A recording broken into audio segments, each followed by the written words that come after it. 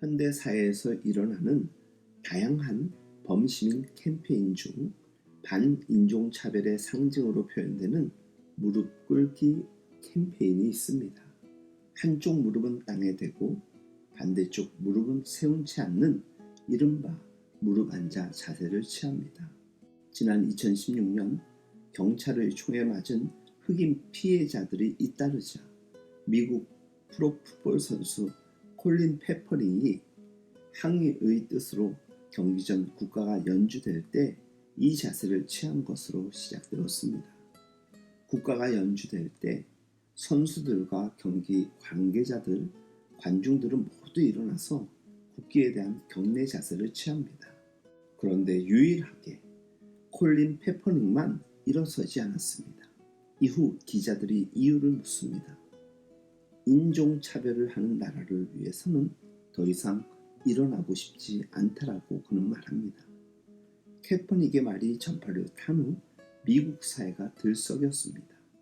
당시 미국 대통령은 캐퍼닉의 행동을 비난하며 그에게 맞는 나라로 돌아가라고 비꼬았을 정도로 화제가 되었습니다.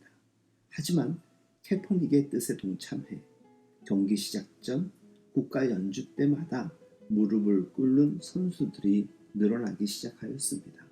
풋볼은 물론 야구, 농구할 것 없이 확산되었던 것입니다.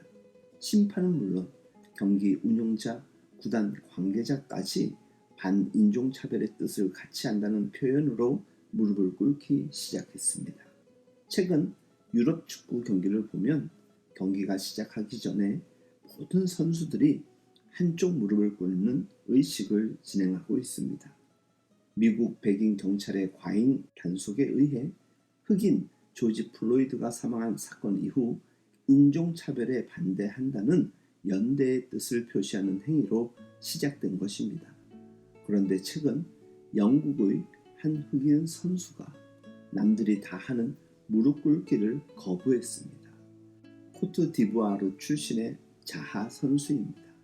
이런 무릎 꿇기 퍼포먼스가 더 모멸적이라는 이유입니다. 자하 선수는 이렇게 말합니다. 우리 모두가 중요하다는 것을 알리기 위해 왜 무릎을 꿇어야 하는가? 상황이 바뀌지 않는다면 나는 더 이상 무릎을 꿇지 않을 것이다. 자하 선수의 이런 저항은 이렇게까지 퍼포먼스를 해야 하는 것은 여전히 차별이 있다는 뜻이고 또 자신도 여전히 차별을 경험하고 있기 때문일 것입니다. 퍼포먼스만 있고 진정한 변화가 없는 일들 비단 인종차별뿐이 아니겠지요. 신명기 10장 16절 말씀 그러므로 너희는 마음의 할례를 행하고 다시는 목을 곧게 하지 말라고 기록되어 있습니다.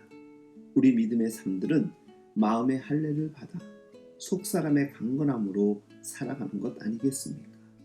화려하게 보여주는 퍼포먼스보다 진정한 변화가 드러나는 삶의 모습을 통해 세상을 변화시켜가는 우리가 되어야 합니다. 우리의 믿음과 신앙생활은 주님 앞에서 진정성 있는 모습이어야 합니다.